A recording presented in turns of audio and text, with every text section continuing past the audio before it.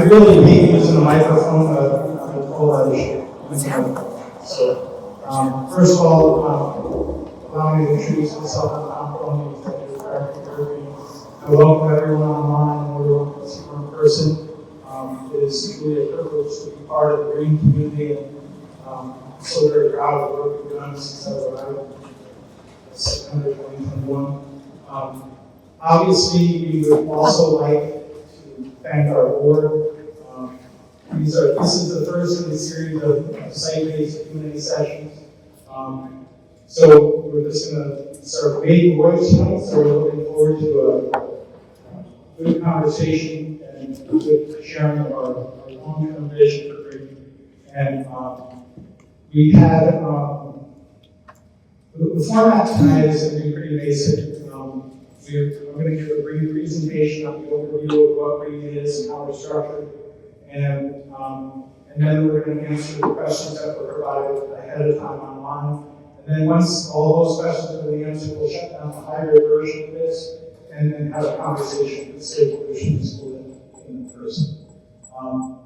Part of this is an effort to ensure that we have a series of communication strategies, but clearly we went through a difficult time in the fall. This kind of has emanated from that. So we'll get through all this rather quickly, but I just want to thank everyone who's come in person, everyone who's joined online. There's a lot of people that work every day to make what we do so very special. In particular, at this school, it's important to just thank our teachers for dealing with such a difficult challenge over the last couple months and dealing with the vandalism that happened the week before Christmas break. Before we get started, I have to thank Tricia Warner, who's a board member for this school. Unfortunately, Tricia couldn't be here. She fractured her foot and was not able to attend, so we hope she'll get better. Tricia is truly a public servant and a great community supporter of what we're doing in the middle school. So, first and foremost, what Green has been doing is it hasn't changed in the past event. What I inherited was a school that had less than 1,800 kids, had just signed the 2021 bond before I got there, and we had 21 seniors. So part of what we had to do was develop a strategy to get to long-term viability and sustainability. But first, we had to have a good, quality, thoughtful, and comprehensive vision. So those people that are here have been given the PowerPoint. We'll be putting the PowerPoint up on our website as well. But basically, the two tenets of Green that are important for everyone who's attending to understand is that what we focus on is high nurturance and high aspiration or high expectation for the students. Just like being a parent, it's about having both supportive and say buoyancy or water in the pool, and then we teach the kids how to swim. It's our privilege to come alongside our parents in the education of their children. We know that parents are the primary educators. And everything we've structured at Green is aligned to that concept of voice and choice and high nurturance and high expectations. So part of what we had to do was build a plane while it was in the air. When I arrived, we met with every senior a couple times to get their take on why people were leaving, why there wasn't a sense of community here. So we went through an effort to define what we're doing. We had our first strategic plan. We redefined our mission and vision, which is in front of you, really helping kids develop effective thinking skills and motivation to learn. Focus on STEM, renewable energy, sustainability, and conservation efforts. And part of what we talked about since I arrived here is dreams and aspirations. And that's why we talk about personal mission statements. I don't think it's our job to tell you as parents what your kids' achievement or aspiration should be. So that's why we talk about personal mission statements so kids can kind of develop strategies to become the grown-up they aspire to be. So that's why we have in our vision statement, empowered to pursue your dreams and equipped to impact the world for that. The third slide of your presentation tonight is really why I came to Green. I was a public servant for almost 30 years in Connecticut, superintendent and principal of middle school, middle school, and a regional director. And if you look at that organizational chart, the first one, that's what our bylaws say. And the great part about Green is, if you look on the top left, our voters are also our customers. That's what makes Green special. Each campus has an elected board member, a 2-year term to represent that campus and serve on the state level. So each campus has an elected representative. And those representatives, those voters are also the customers. So part of my disappointment when I first got here was talking to all the families that we worked here, we took our kids out. So was really concerned that we weren't creating that sense of community, that sense of belonging. So first and foremost, we're not who we want to be at Green. We're aspiring to be better and better each and every day. That's part of why we wanted to have these conversations. We want to acknowledge that it was a tough year last year and we didn't have it this year. I'll get into that in a little bit. But this is what was developed when I first got here, the first visual that we got. And this explains how, explains how we're structured and explains how we're organized. So you can see that everybody should have gotten this year for you guys. We had our candidate for board member pull out right at the end, so Tricia agreed to stay on for another year. But the board is contemplating how to put out another election for this campus. But this is our structure that makes Green work. The next slide is how that organizational chart breaks out into our operational chart. So this is how we're structured as an organization. The great part about the structure we created was it's completely scalable. We were 1,800 kids when we arrived, and this was the structure. We have nearly 3,000 kids now, and we're 5 schools, now we're 7, but we haven't changed the organizational structure. It's completely scalable. Now, this is maybe the most important slide, the next one, Brian. So, when I came here, the 2021 round was, the ink wasn't even dry. And I realized that the way Green had under the bond was called an obligated group. Every charter is responsible for the bond. It's like if anyone was to get an abortion vote, 100% responsible for the purge. So it didn't matter how many charters we had, but we were all responsible for the bond. And that was good because that became the Green for all for Green. It also aligned with our approach, meaning that renewable energy, sustainability, STEM education, our charter was good for everyone, right? Green energy education is good for everyone. But we also had to understand that we're all in this together.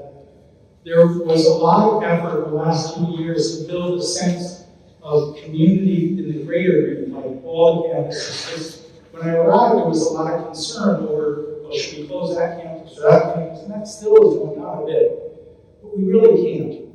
Our bond, that 2021 bond, was a high risk by the board that was here just as I arrived and hired me. But it's been an incredible reward long term. It's like when you buy a house the first year, the mortgage feels heavy, and 5 years later, you're like, it's not so bad, we're used to it.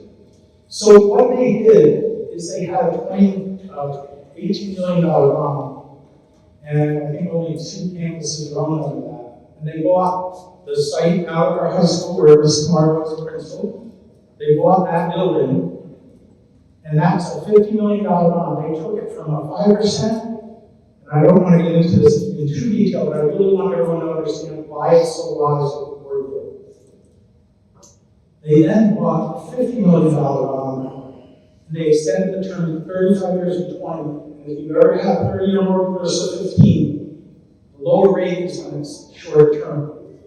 And they were able to get a 3.7 percentage rate interest on a 35-year bond, going from 5% in 20 years. So it was a remarkably smart thing. But as the new executive director, I knew that we had $17 million wrapped up in the building that had no students in it. So I knew I had to reorganize the structure agreement so all of you had a full K-12 school system agreement. So that's why we changed the charters in the winter of my arrival, and we built, and one of our directors is Catherine Lott, she's the director of growth and communication. But she actually was at the district, she's a jurist-doc, she does her annual report on our policy manual, and oversees our communications. So she helped us revamp our charter so we could have a feeder system.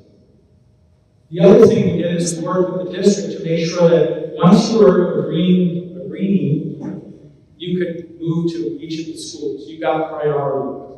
Because in the world of charters, it's usually siloed, each charter is separate. But we negotiated when we redid this to make sure Greenville had a full K-12 school system. Because what we needed was not 20 kids in grade at the high school. We needed enough kids to have a comprehensive set of offerings. So there are 100 kids in the high school in 21, 22, and there's 400 kids in our high school now. So that's what we were trying to do, is build toward that pipeline to ensure your kids have a full K-12 experience. We still don't have that in Low Country and Midlands, and we're busing kids from Spartanburg to go to our high school. We know that those communities also serve high school, but we haven't figured out how to get there. We had to rescue the bond first to make sure we could fulfill it. So that's why we pushed so hard to get Simpsonville online. Simpsonville was bigger than we anticipated, so we were able to surrender the charter that we applied for 2 charters, one in Taylor's, one in Simpsonville.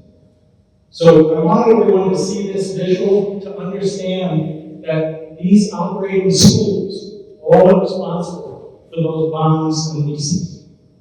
When we opened Simpsonville, we had to go into our reserve fund to outfit it with the furniture and the technology. So that was built off the schools that had built the reserve fund prior to Simpsonville being opened.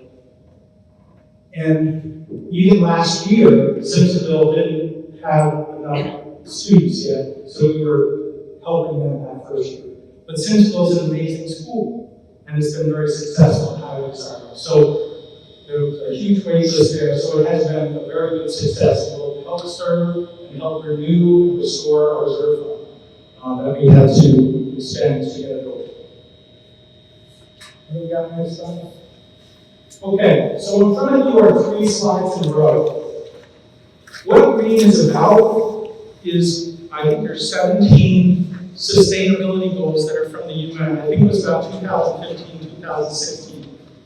What we try to do is align our instructional model to 2 basic ideas and 1 synthesis of those ideas. The first is sustainability goals from the UN.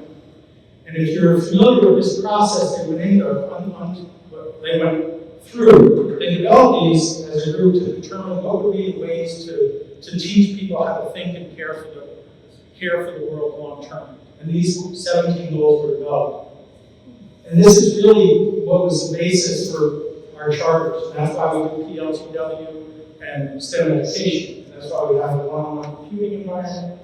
It was tied to these goals. About a year or 2 later, the UN was seeing there wasn't a lot of progress toward those goals. So they developed the interdevelopment goals. And we know that the problem with environmental issues is that one nation is doing horrible things and the next one's not. It doesn't still make a huge change. So what they developed was the interdevelopment goals. And if you're familiar with recent educational research, what they're finding is soft skills have a big impact on the success of kids and motivation, learning, curiosity. And that's why we don't hyper-focus on test scores. We don't teach to the test. We teach kids how to think and how to integrate concepts and think through ideas. Our staff does a great job. We have 3 out of 7 of our schools are schools of excellence because of focus on this synthesis of ideas. And if you go to the next one, Brian, This is the integration of those ideas. We call it the portion of green learning. And this was developed last year, and Kelsey Cunnington here is our director of teaching and learning. So she's helping to integrate that. This is her first year with green. She's fantastic. She's kind of a unicorn in education. She has arts and theater background, so she really gets the arts side. I almost feel bad about that. But she also, if you know accreditation in the Southeast, is through Cognitive, right? Cognitive. And she has the STEM endorsement through Cognitive. So she understands that the separation of disciplines is needed for teaching and learning. That's not how we want kids to think. We want them to bring ideas from different disciplines to the problem. And that's what PLTW is. We have launch curriculum in early grades, and we have PLTW classes here that are part of the rotation. And let me, I don't want to wear you out with my talk, because I like to talk. Part of what we are in our third year of it at Green Middle, and this was a big deal, we developed a schedule so that each grade is a team, and each team has double language arts and 1.5 times math and science. So what we know is that kids in the middle grades need skill development. Kids start shutting down learning when they don't feel that you have a good facility with language arts and math skills. So what we did is we put 2 language arts teachers. So even though we have a alternating block day, the language arts teachers only teach half the grade, and the other language arts teacher teaches the other. So they have a full 85-minute block every day in language arts. And then we added a PLTW teacher on team during those 6 rotating flex blocks, because PLTW is the integration of math and science. So we knew that if we did that, kids were basically, compared to any other middle school, they're getting 100% more language arts instruction and 50% more science and 50% more. So although we focus on STEM, we focus on the integration of these concepts in those classes. So that's why we have a PLTW units going on 6th grade here in this. So this was the first visual we created and the focus that we have all over green. And this was really to show that instead of one-sided model, we wanted distributed leadership. We wanted people closest to the problem to solve the problem. And I know you guys have the cards we generated to kind of express that. But this really was to show that green is built on first state and federal law, then our board policy, our guidance from central office, we give site-based flexibility, teacher autonomy, and student voice and choice. That should all be building toward that. Part of what, we have to do a lot still to continue to improve the environment and the support for our teachers. But one of the things we did last year was we eliminated the rigidity of the same exact lesson plan. We're asking teachers to give some flexibility to students to express what they know, and that's why we don't want to teach to a measure or a low measure for some kids, because some of them could pass the test already when they walk in. And we want the teachers to have the same flexibility, that we are still expressing and demanding that they be prepared for instruction, but not using the same exact lesson plan. Because when you're 15 years in this profession, it's very different than when you're in the first year.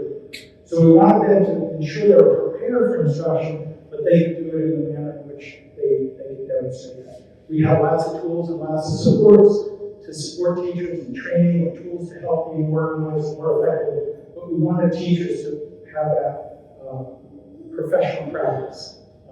So that's part of this voice and choice. We call it the parallel process learning.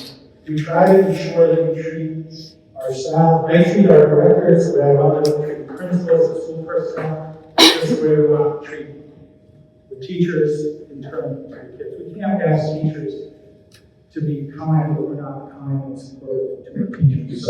So we try to do that every possible. Okay, so embedded within our strategic manner, this is the last part of the presentation, is 4 simple goals we call process goals, or 4 C's. And what they are is customer satisfaction, capacity development, continuous improvement, and capital. Meaning we have to make fiscally sound decisions. That's the capital side. We have to, if we didn't effectively the first few years I was here build that reserve fund, we couldn't have done it. So part of what we've done is made the concept in continuous improvement. If you know anything about total quality management, what we're trying to do is we call better is better. You know, we're not always where we want to be yet, but we keep making progress and keep making progress. We're going to be better and better. And then capacity development is what we're doing for our kids and our staff. That's what we're trying to do, use the parallel process. And then customers. One of the things I love about the charter world, or schools of choice as a whole, is you can decide with your feet. Our parents are our primary customers. We serve students, but you guys are the deciders. And that's what's great. You don't have to stay here. We have to earn your business all the time. So that's part of why we focus on customers. Those are our four goals that are embedded in our strategic plan and part of how we go about our decision making in everything. So I'm going to now ask any questions on what's been presented, and then we'll get to the online questions, and then we'll shut the hybrid down. So, any questions on the presentation so far?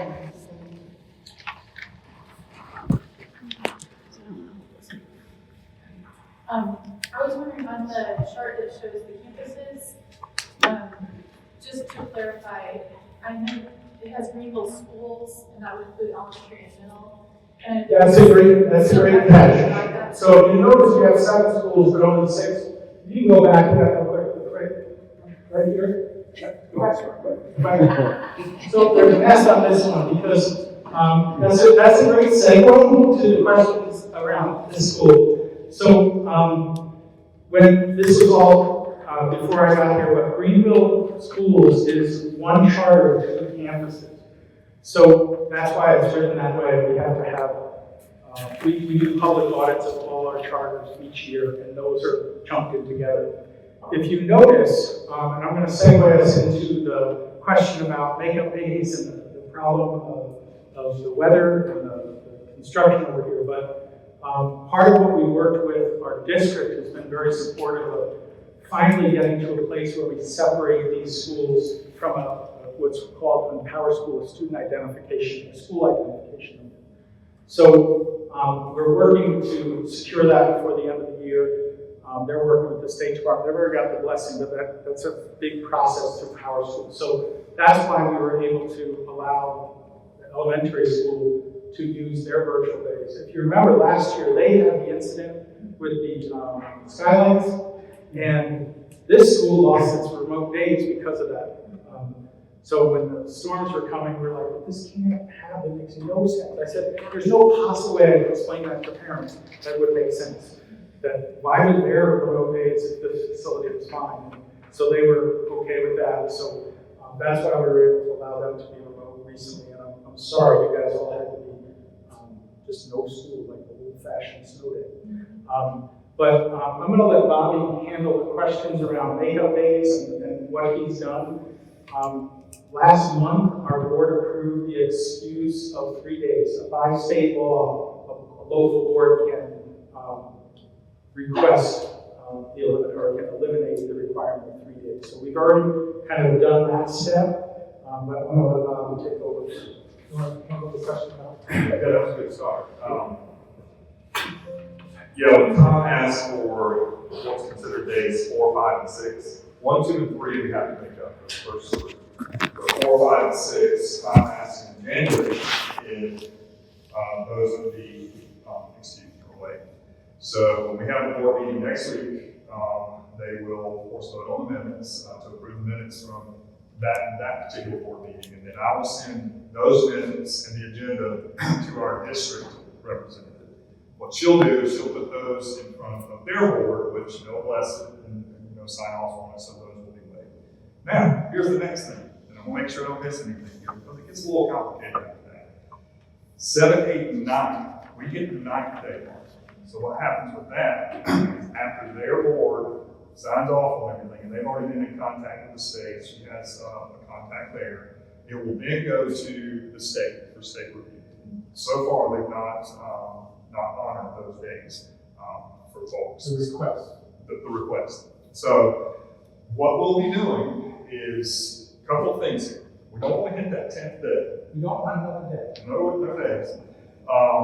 And, you know, of course, you can't control the weather and things like that, but there's still things that can happen even if we do hit that 10th day. There's some creative things you can do, and somebody was actually thinking ahead on these questions because you put some of the things in that can actually take place. One, those days like a teacher in-service day that we have coming up later on in the school year, that can be an in-session day. Right now, since we're not at that 10th day, it doesn't behoove us to really think about President's Day, but that's another thing that could be thrown in the mix. In fact, somebody mentioned that in their question. So essentially, we'll still have to make up those days, those three, so it will go into that Memorial Day week, probably to the 29th. There's still a little bit of question there. Because we had 4 days built in, and with the approval of the days 4, 5, and 6, that may not, there may be just a little adjustment there. We haven't looked into like Saturday school or anything like that, but what we have to do is if we change the calendar, we would have to, of course, present that to the board, change that calendar, let's say, use that teacher in service day. We would have to show that and then put it in front of the board as well. There are suggestions out there that you can do extended days as well. You just lengthen the day for a few days, that would get those days in. I said, I think here's something like that. But we'll have to see when we get there. I don't look for us to go past that week. That's the 3 weather days. Yes, 3 weather days. All right. What else do you want to, so let me set you up on the other one. Okay. Another question that is predominant in the survey was what's going on with construction. So let me just address that. So first I'll tell you, you're right for me what happened.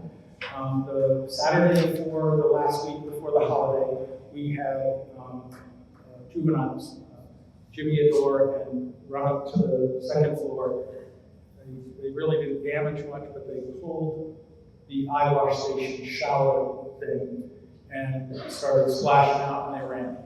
Okay? And this is Deb Long.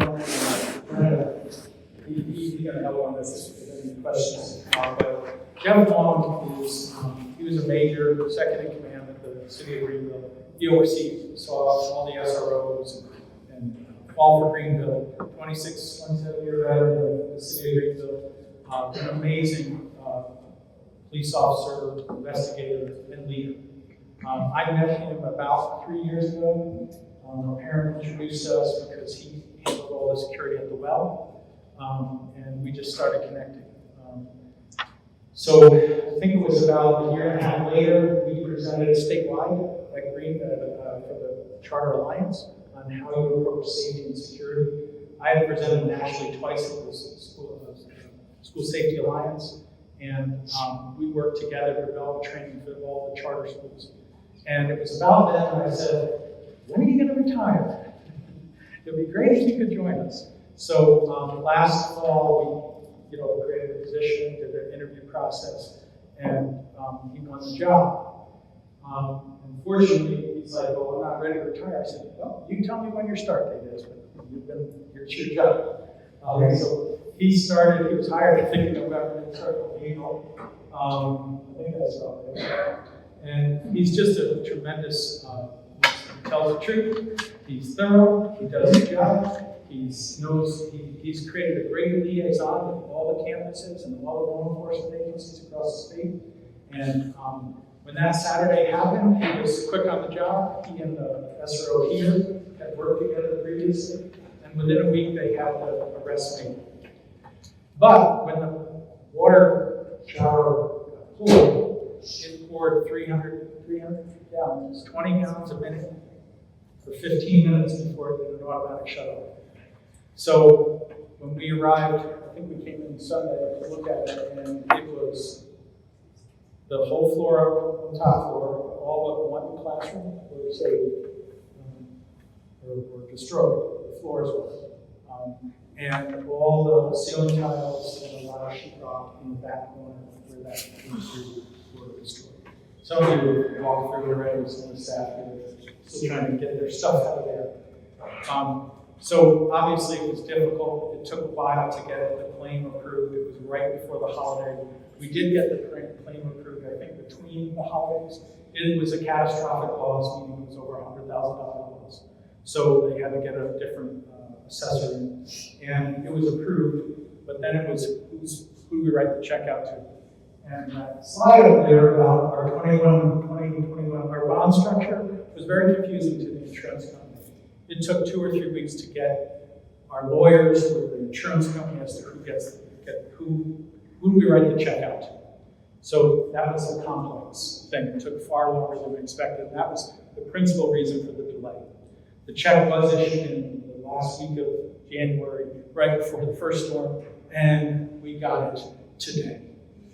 We got it about 2 or 3 hours ago. Chase Willingham is our project manager. He oversaw the build out of Simpsonville and the high school, and has been guiding this process. So the contractors, the subcontractors that work for ServPro have been told to get here and all good, and we expect the work to start imminently. I'm not saying tomorrow, but very shortly thereafter.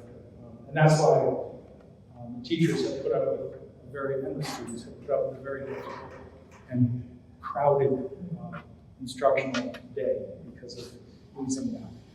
We do expect to have the top floor accessible rather quickly because all it is flooring.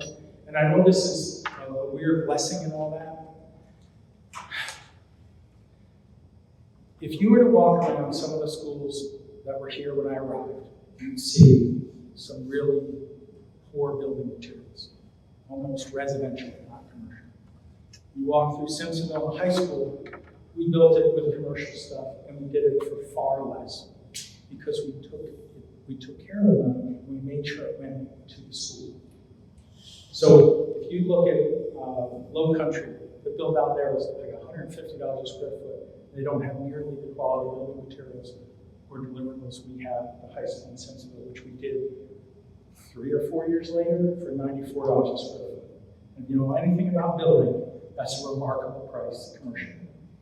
So I say this only to say that that entire wing now will have the high quality flooring we put everywhere else. When we replaced it here in different rooms, we put the good stuff in. But part of why the water was able to destroy it was so thin. It was such a very thin veneer, almost like a particle board, kind of almost cardboard. So the water hit it and it started filling right away. So that's why we said, look, and take it all out. It's all destroyed. So and it would be impossible to match if it wasn't high quality building material. So that I see as a kind of a blessing in the skies.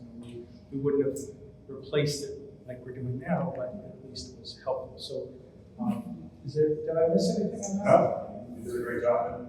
I think it's key to kind of think of the plan. Start with that upstairs. That'll free up some of the space because I know it's been tight. Is there 6 rooms up there? Yeah, 6 rooms. And I know our 6th grade teachers have had to move with others. So when you see our 6th grade teachers, really thank you. Yeah.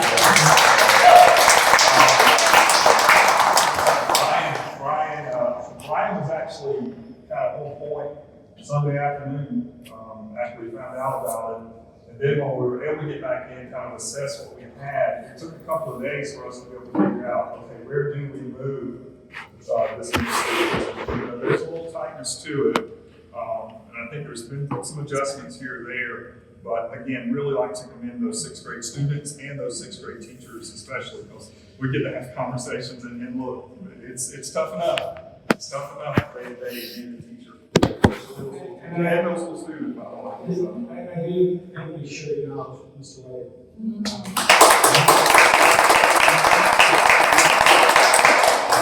Obviously, we had a difficult decision to make, but he was here before, and not only to step in, kind of like a Minuteman, but got handed this shortly thereafter. So it was his wisdom and his creativity that I said, Brian, we need to open school. It has to happen.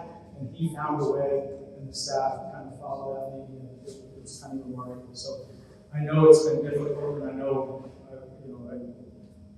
I clearly didn't move far enough so the last 3 weeks of it, but he made it work, and I think we've done all we could to get it back out as fast as we could. But, what other questions? Oh, okay, sorry about that. I want to say this too. I know that I've had kind of like touching points with several of the families here.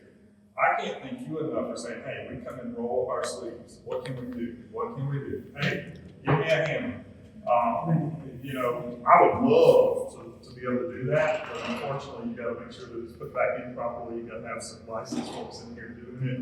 But I know this group of families here, especially, you guys aren't afraid to get in here and really work with the school, and of course, the administration and teachers. And anybody who's had a car accident or a claim at their house, insurance companies sometimes create obstacles to getting reimbursed. And I think there was an effort to get us to, I think the claim was approved for $350,000 because you got a lot of work over there at the bottom. And it was like, well, you can pay them and then we can reimburse you. It's like, what are you talking about? Sure, we'll throw $300,000 at them and hope you'll pay us. So when Brian was able to find a solution, the check, I sent a picture of the check to Brian. We were ready to get it overnighted to us and canceled because it was like, they said on the 27th or something like that. And because of the two weekend storms, and the post office didn't deliver on the road until today. So I said, can we just wait until the road is here and then decide? So my administrative assistant ran after the mail and passed that off. We were really glad that it came. So there were some other questions on the list. So let's make sure we deal with those. I think one of them, somebody up there, Yeah, just to clarify, having, like you said, having had water damage to my own house and knowing that insurance did not cover all of the costs of restoration, is that insurance check going to cover everything that needs to be done, or is the organization going to bear additional financial? No, we think it's sufficient to pay for it. This first check is, I think, $150,000. And that got Servpro back on site. Now that we have this process, I hate to say it, it was really, the selector was saying to us, they have to, if you think about when you get a claim on your house, they send it to you and your mortgage holder in case. So we had to get them to tell us, and that would require the bank to explain to them how our bond is structured. So that's why it probably took 2 weeks to just deal with that, because I said, it's green, I gave it a label, I gave it a LLC, I told them, but it was like, that's not the contract. So it just turned into, so we had some costs, like getting our attorney involved and all that, but it is now going directly to Servpro, and we signed off on it, but it's now all set. US Bank holds our funds, so they gave a letter to select. So, Chase Willingham just sent me a text and said, give me time to take tomorrow. okay. What other questions do we have?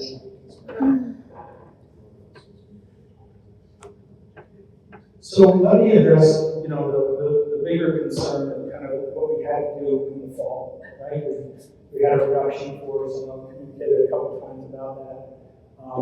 And we're doing everything we typically do every meeting. We get salary scales through in February. We do push out those on our Vanquish platform, and then in March and before April 30th is open, we make sure that every staff member coming back next year gets their agreement. So what we always do is what we're doing.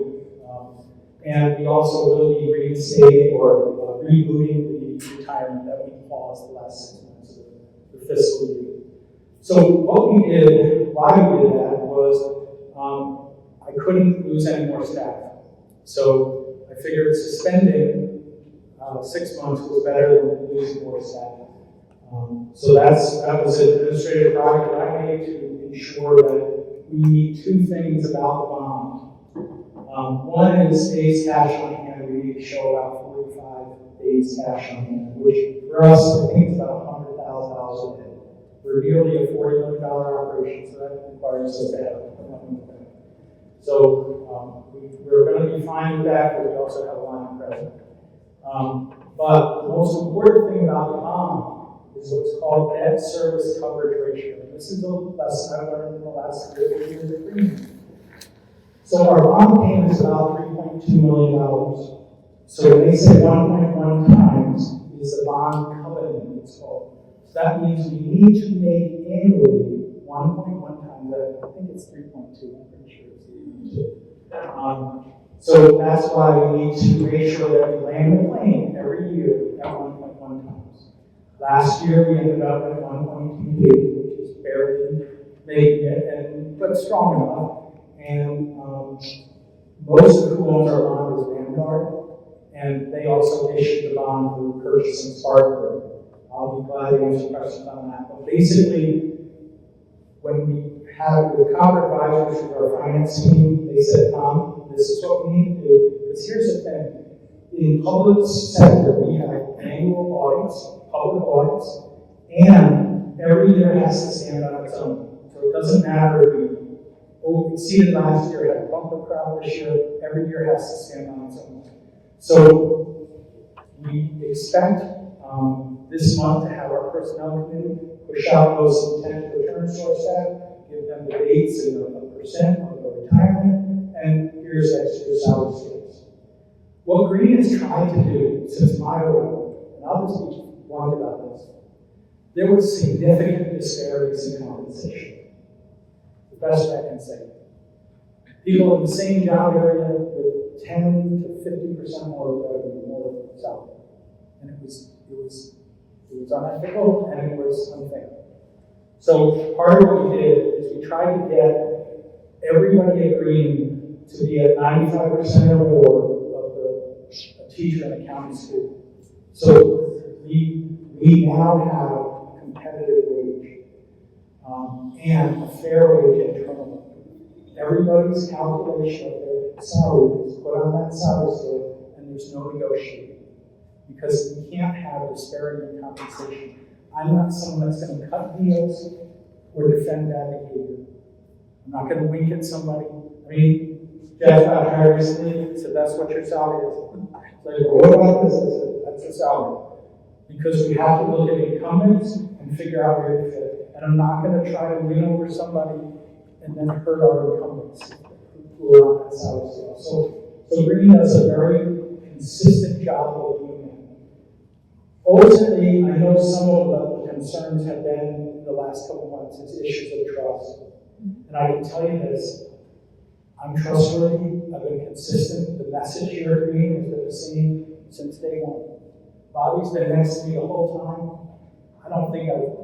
I think he's got to be sick of hearing from me. And at this point I say, what do you think I would say? I try to be as consistent as I can be. There's times I say, I'm not saying no, I'm saying not yet. Because if it's a good idea, we're going to change our mind and pursue that. So that's been our that's it looks large. Get further, be a stun belt or something. So I think when I look at Renee, she's been here. I met her the first few weeks I was here, and I'll say a little of my Bronx was coming out every day when I first got here.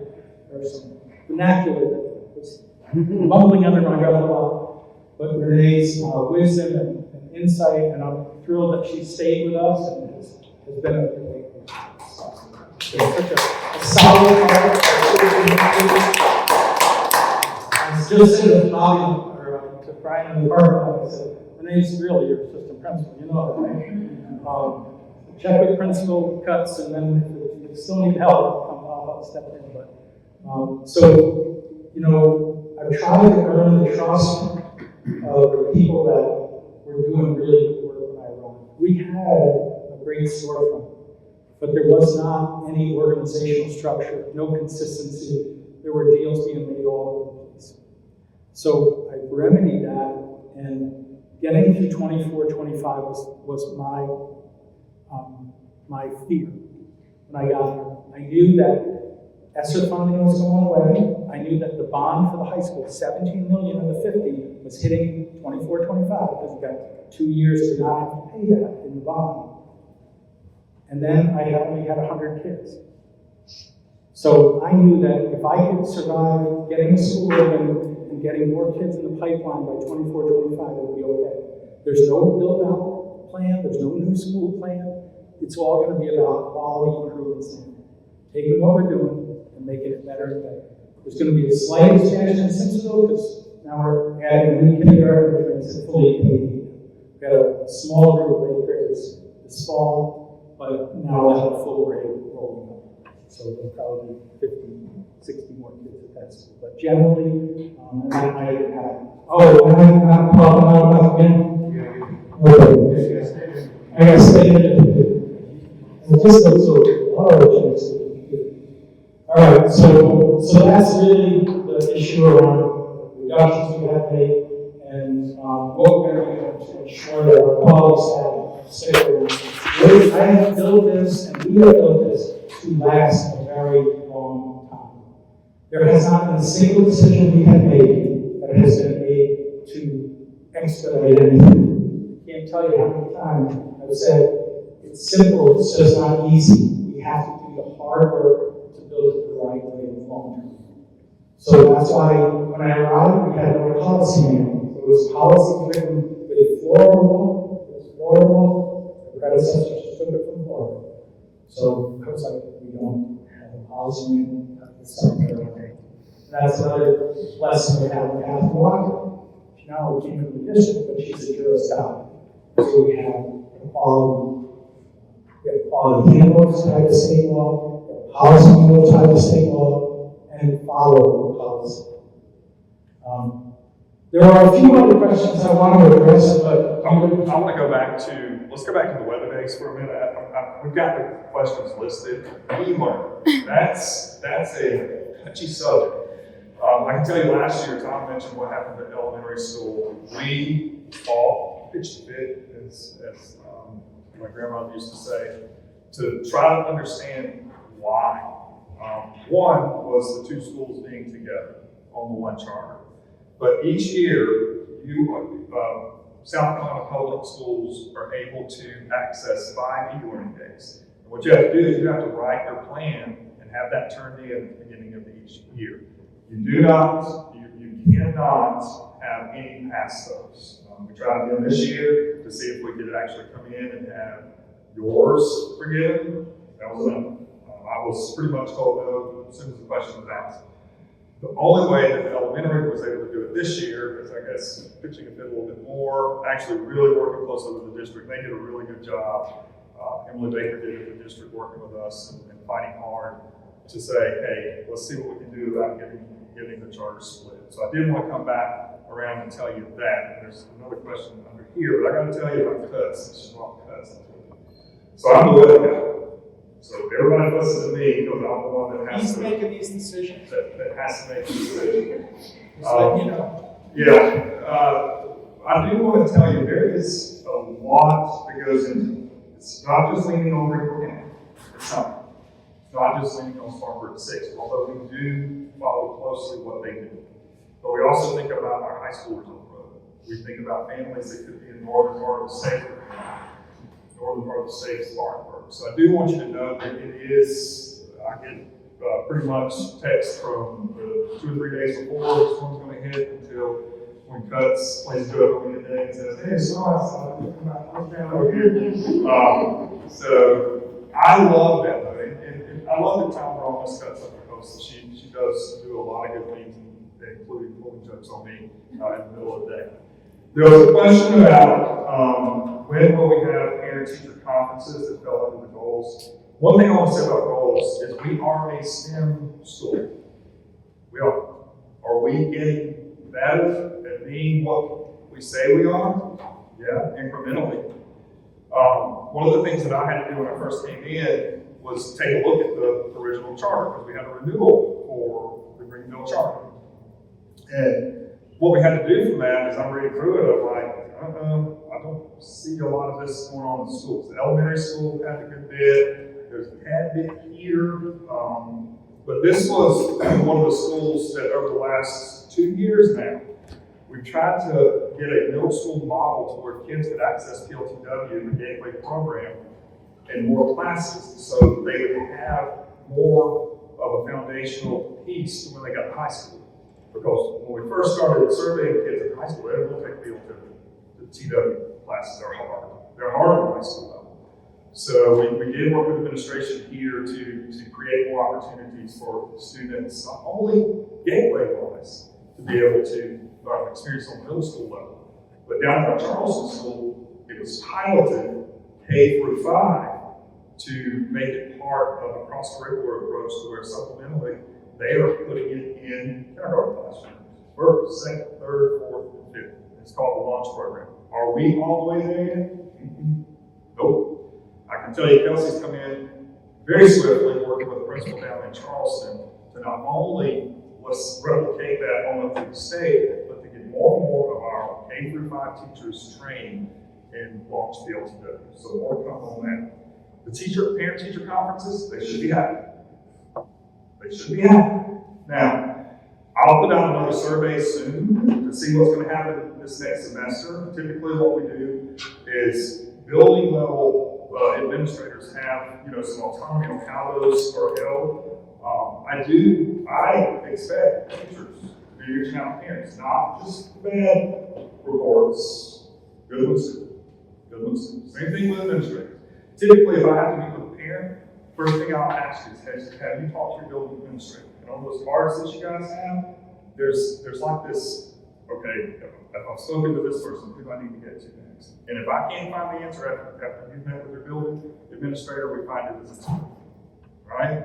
So yes, I will survey, Kelsey and I will survey principals coming into the second semester now to see kind of what the plan is there.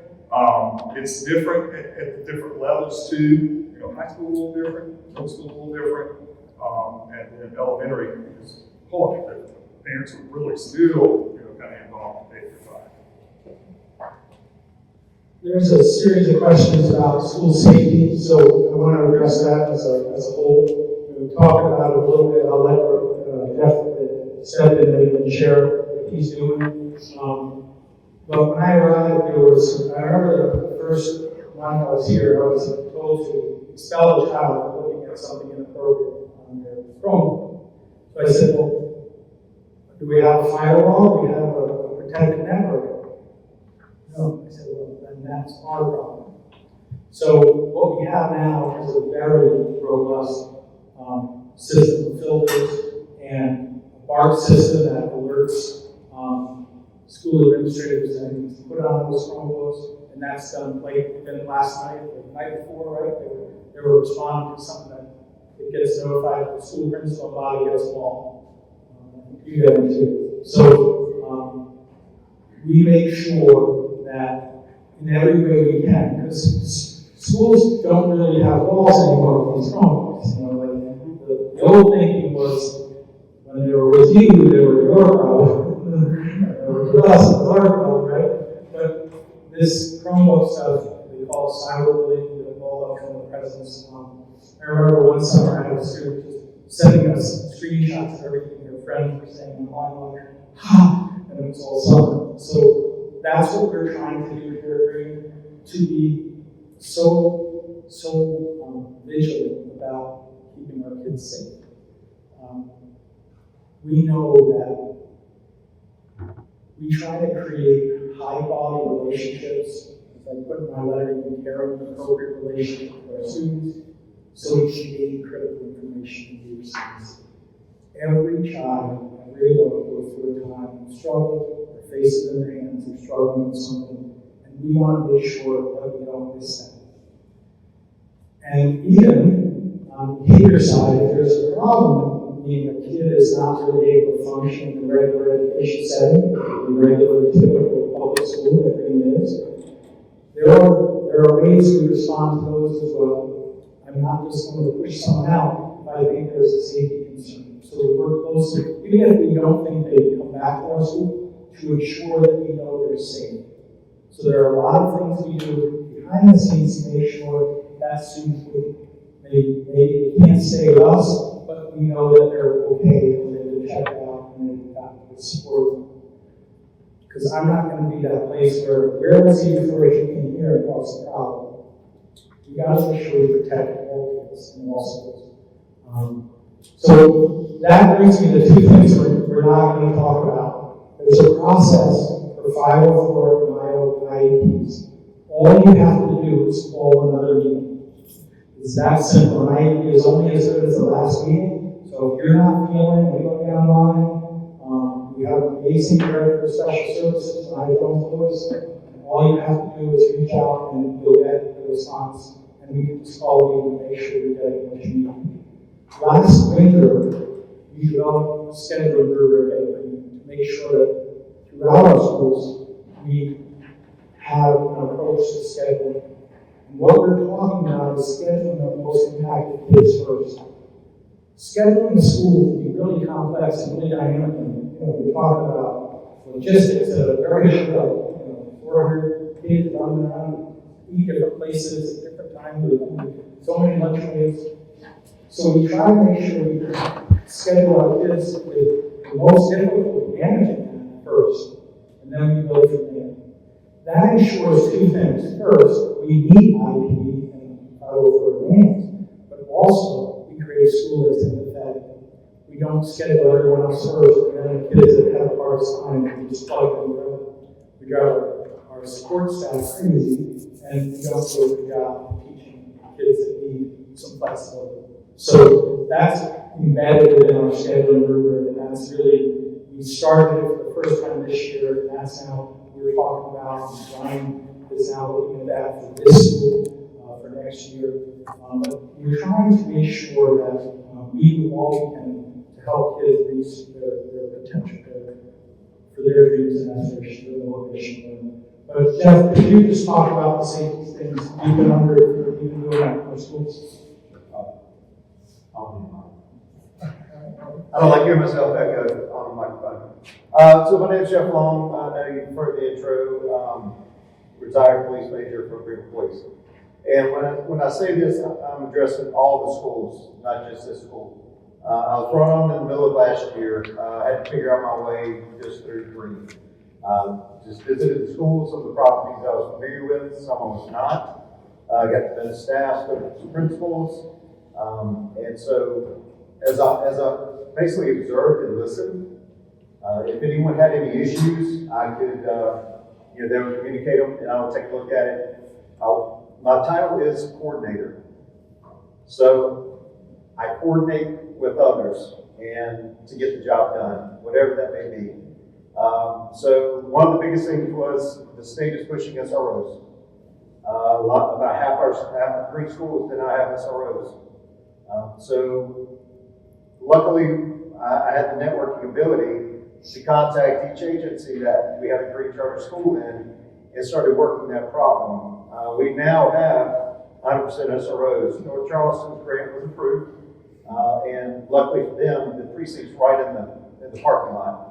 So they technically had an SRO for anybody. So that was one of the goals. We've achieved that goal. Malden PD was able to provide two at the high school in Simpsonville. Right before I decided to retire and come on over here, I worked really hard for Greenville to get an SRO here from the city. Spartanburg already had one, and Columbia had one as well. So, and I speak with them a lot. I'm the liaison for all the agencies. So anytime there's a law enforcement issue, I'm in constant contact with those SROs and the agencies. And that's one reason why we were able to identify every, child, because they were very young, that was involved with what happened here. We networked with all of our SROs and all the different school districts. We were able to easily identify the children, and for those that were able to be, held accountable, they were so in our juvenile justice system. So I'm the point of contact for the solicitor's office for those charges. And I've been in contact with them, and they've reached out to me as well. So I've actually supplied I've actually supplied the paperwork and the documentation for that as well, the amount of damages for this particular school. One of the things that I looked at is site assessments. I've walked the properties, I've taken photos to see where our soft areas are. I've done that with every school. I've actually tried to get grants offered by the state for safety and basically building improvements. And unfortunately, we didn't get the grants this year. However, speaking with the Department of Education and Safe Schools Division, met with some of them, and so we are going to have a second round of assessments, and I'm working with the Department of Education. They're going to be sending a team, and I'm going to escort them to every school to pair up my assessment and their assessments. So we'll start that process, probably start scheduling next week. I do go and make spot checks at schools. I do give the principal a heads up as soon as I pull into the property. I don't give them time to prepare. Basically, I get out and I start walking around and I start pulling on doors. I do not identify myself, and I will say this, the schools have been secure. So go ahead, yes ma'am. I know you're dying to ask Can you questions. just help me understand Okay. why the bottom of B, that door was broken for months and never fixed? Okay, Katie Mullahan knew that door was broken, so people that are still here knew that door was Let me broken. ask you a question. What was your question? Why is the door broken? So we reported a door broken for Okay. months that was never fixed. It could never lock. All right, well, I've got invoices, and I got a $5,000 invoice that says the door was fixed. Well, maybe then they should pay the bill of $150,000 to fix the school. I did provide that information. So, I'm not gonna disclose the amount, but I have all of the itemized list of repairs and the water removal, and I have submitted that to the solicitor's office. And that is, But the door was broken for months. okay, It well, the would door, not close. the door was repaired, the door was repaired and fixed at the time. It wasn't. We have an email from Wednesday, from a teacher on Wednesday of that week that says this door is not working. Okay. Well, the door worked because when the young man ran out of the building, the door closed and locked on him. But they got in. Right. And there's a reason why they got in. But I can't discuss that at I get you. I'm sorry to interject, but that could have been wildly worse than water damage. My daughter now is afraid to go to school. That shouldn't happen. She's an excellent student, but she's afraid to come here. That's terrible. Well, let me ask you this question. When you exit your home, Yeah. you turn around and make sure your door's closed and locked? Yes. Okay. That's the same expectation staff has to have in their schools. And that's all I'm gonna say about that. Okay? Okay. So what I do is I take assessments, I check the buildings, and I have them reassessed. We are actively working. If there are doors, I work closely with SROs. Obviously, she's not the SRO, it's not here, but I do work with her. And so if anytime we have a facility or maintenance issue, I tell them to communicate, I tell them to talk to the lead administrators to have them prepared. I haven't been here a year, and so it is a process to make sure that our schools are safe. Also, we have to change a little bit of the culture because some are very comfortable in their workspace. I keep repeating to everybody, locked doors save lives. So it is a process, and I am actively every day working on trying to improve dream, trying to keep things safe.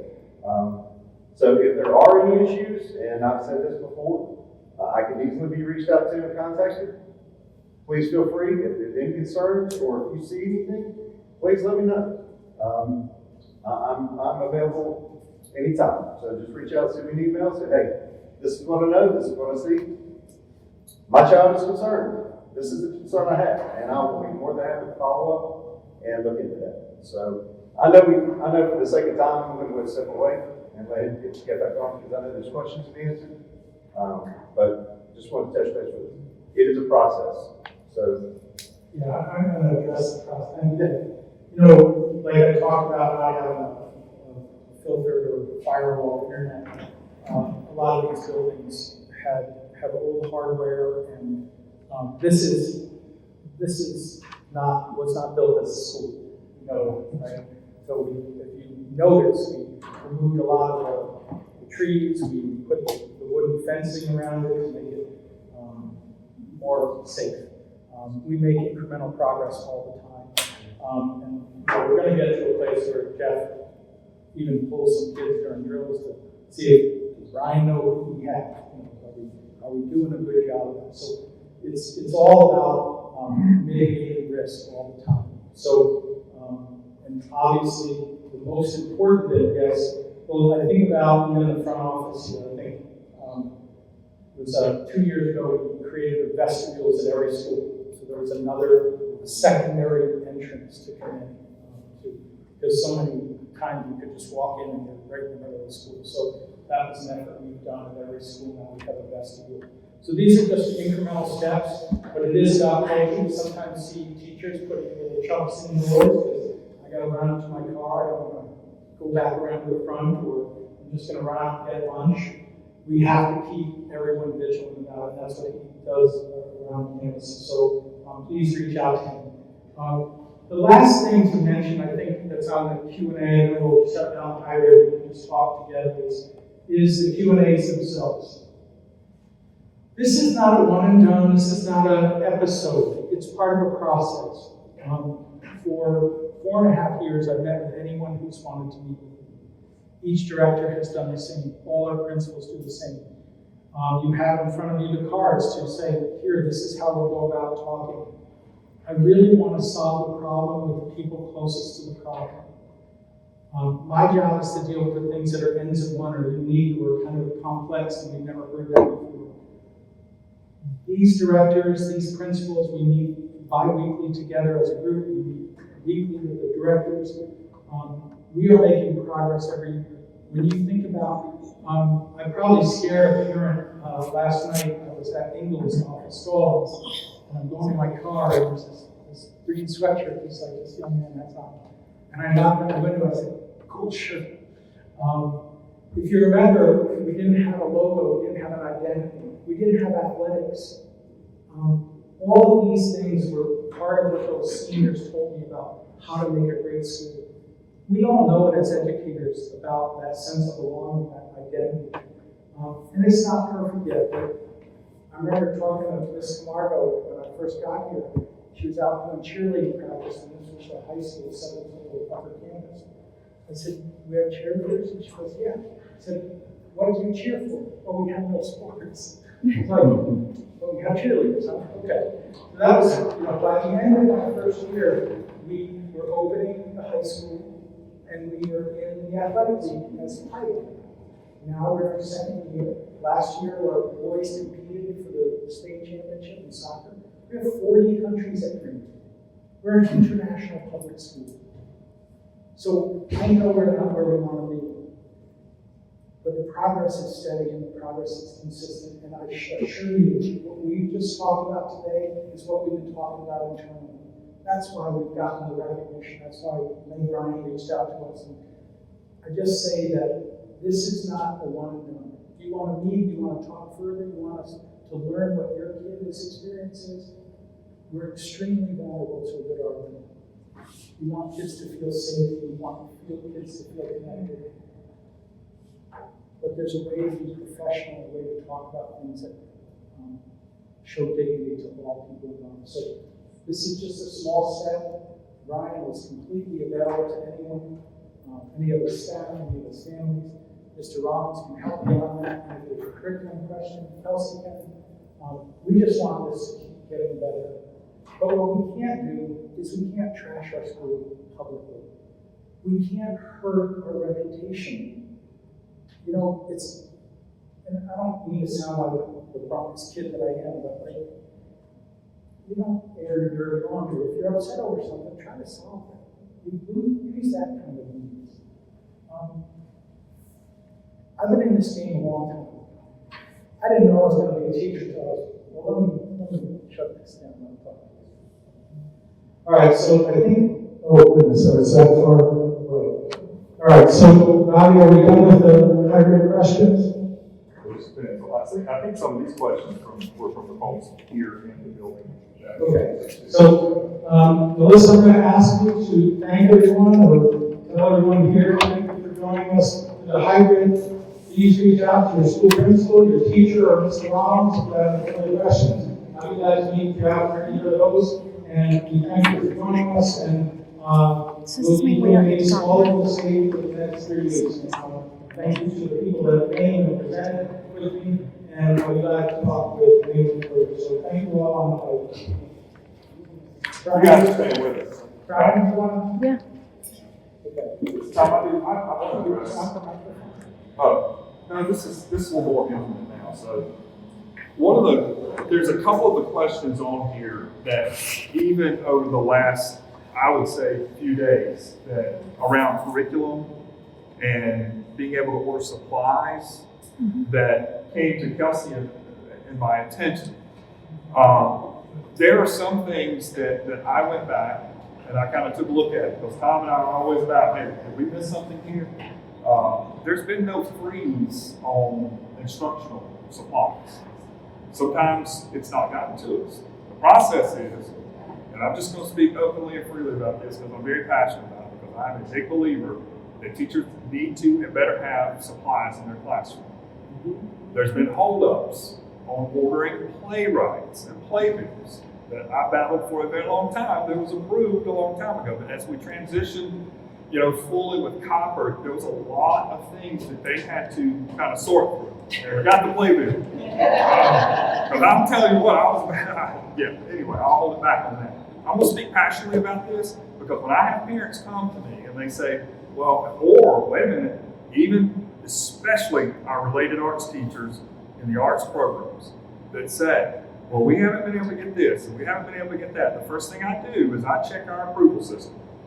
I go in and I make sure that I have not received that first initial approval, because it comes to me first. I did this recently. Sometimes it gets lost in the mix of coming from the teacher, going to the principal, not the principal's fault, going to the front office coordinator. We are tightening that up. We are tightening up more and more, because the last couple of days, some of the meetings we've had, I was like, no, sorry. That order was never put in. Had no clue about it until I had another art teacher come from another school and ask me, why is this art teacher not getting these supplies? And I said, well, Dr. Kelsey Pennington approved it on October 21st, and such and such and such. But I wanted to make sure still, though, that we didn't miss something. I'm going to tell you, I'm human. I'm going to miss something. So now, with that being said, there was paper issues and things like that we were finally sorting through. Renee Cuts helped probably more than anybody, and we're still pulling our hair out on some of that. I do have to give you props there real quick, because he would call me at home in the evenings and say, did you get approval for that? I need one myself. Did you get approval for that? Okay, I just want to make sure you got approval for that. And then the next day he would call me here. Okay, are you good to go? You good? So I just want that kind of, because it was on the Q&A. And look, sometimes, when you hear things, even as a school administrator or whoever in the school, you might be a little gun shy to ask, or the administrator may have asked for like a big bundle of something that we're looking at and say, hey, if that's good for Green Middle, that may be good for Simpsonville. That's how we kind of look at things. So I did want to address that, because there were some things that came to us recently in some parent meetings, and I'm like, Kelsey, help me out here. And then the next thing, Tom, you want to address? I want to give these people a chance to ask Yes, because some of these questions I think were some of yours, because I saw names. Any questions you all have beyond what we talked about? I promise you I can stay all night. I love talking about what we've been doing. I was just going to say that professionally, I'm so very proud of what Green has become. I know we're not all the way there, but it is so hard. Green has been around since 2013, but it was reborn in 2021, and I call that year zero. I was a paper tiger. Everybody was lying to me. I had no answers. And it took me a while to get directors in place, and it was just pretty crazy. And to be now 3 years later, to be where we are now with real democratic process at the board level, real open elections, real professional teaching staff and certified teaching staff. It's kind of remarkable where we are. And I know we're not where we should be yet, but the vanishing point hasn't changed. So if this is what you want your kids to have, is an experience where they're getting challenged and we're not teaching to a test, and we're trying to personalize it, create a sense of community, care, that's what we want. And I hope you would want that. I'm a father of 3. And I've been doing this a long time, and I just love what we've done here. I want to stay here. I want to finish the job. I want to keep doing what we're doing. These directors, Kelsey's new, but she's already on the old guard at this point. But the other 4 directors have been here since day 1. Many of the leaders have been here since the beginning. Think of Misfits and people like that. Tanisha down in Low Country. Just people who are committed to what we're doing. The fact that Ms. Camargo was a teacher here, a teacher at the high school, and now she does this. We try to ensure that we keep rewarding and supporting talent and people who are aligned to this approach. You can't come into my office and tell me what we're not going to do for kids, or that we're going to exclude this kid or ignore that kid. That's just not going to follow. So I would say over time, people that are congruent and people who aren't duplicitous, they believe there's some kids that get this and some kids that don't. They don't last 2 years. I just have to say that.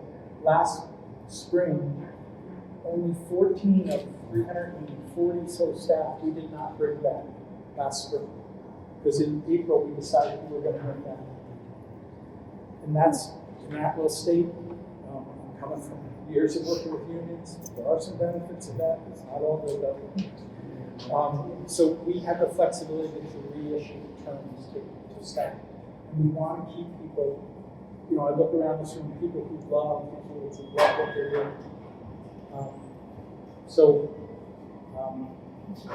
We've made some mistakes, but we've corrected those mistakes. I joke that I'm not always right, but I'm not wrong for long, because people will tell me, hey, that's not working. You better hit it. I'll give you a funny one on that, and then we'll let you ask questions. Bobby is in charge of all weather calls for Green, because I used to do it for 36 towns in New England. So I didn't understand why we were out either of these. I'm walking around the elementary school going, look, we're on the ground, why are we not here? And he's like, they keep walking in my office, I'm sitting there ready after work, and he's like, Gringo's gonna call tomorrow. Why? So I say this only because I discovered that I shouldn't make this decision first here, because the first snow day was MLK Day 2022. I called a bunch of people and I got all our campuses clean. And Gringo County shut down the whole county for a week. I spent like $5,000 or $6,000 having all our schools clean, and we couldn't come to school. And the last one was the funniest one, because Bobby's a very gentle person. He's very empathetic, he's very thoughtful, he's a great listener. And he came into my office for the 3rd time about eclipse. Remember the eclipse? He's like, Tommy, I got to do an early dismissal. It's not good to look into the sun anytime. Why is it good to look in the sun now? Why would we do that? So then I came back a few days later and it's like, we got to go closer. He's helped me understand that. And then he said this. He said, as our high school kids might try to look at the eclipse, it's right at dismissal time. We don't want key drivers in the sky.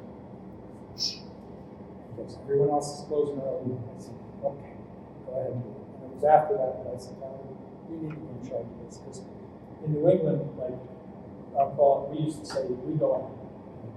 6 inches of snow hits, it's done by 6 at night, well, you'll be at school the next day. Just, we go out. So please ask any question you have. I can't talk about a particular staff member or student issue, but I'll be glad to answer any other questions. Mine might be on there, I don't know. So I had submitted a question about state testing So I'm in the 7th, I'm in the building. So do we have plans in place for state testing and where our kids are gonna go if the building is not done? So we are I see you active- shaking. Yes. Yes. So right now for NAEP test that's coming up with our 8th graders in March, that's taken care of. I'm working as the test coordinator. I've worked directly with them on that. As far as SC Ready coming up, we are working on developing a plan because I am required to assist with all campuses. We're looking for someone within the building who can serve as that direct contact, but I'm assisting heavily in making sure all those plans are taken care of, working with Diana at the district and making sure. And then locations too. And locations. Buildings. And part of that was waiting to see where we're at as closer to time because that would impact.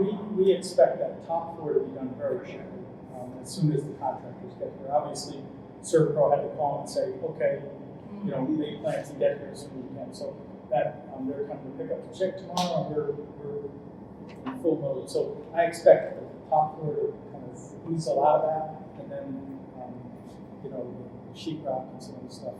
A lot of ceiling tiles came down. It's And I know Brian's already thinking about who's going where, how it's gonna happen, but by the time, I think March 10th. we're gonna be in that top section. And that's only 50 students out of 8th grade that you're selecting. Yeah, So, we'll find space in the back. Thank you. I do, but I'll let somebody else go. If anybody else wants to talk. Because I can talk at all the things.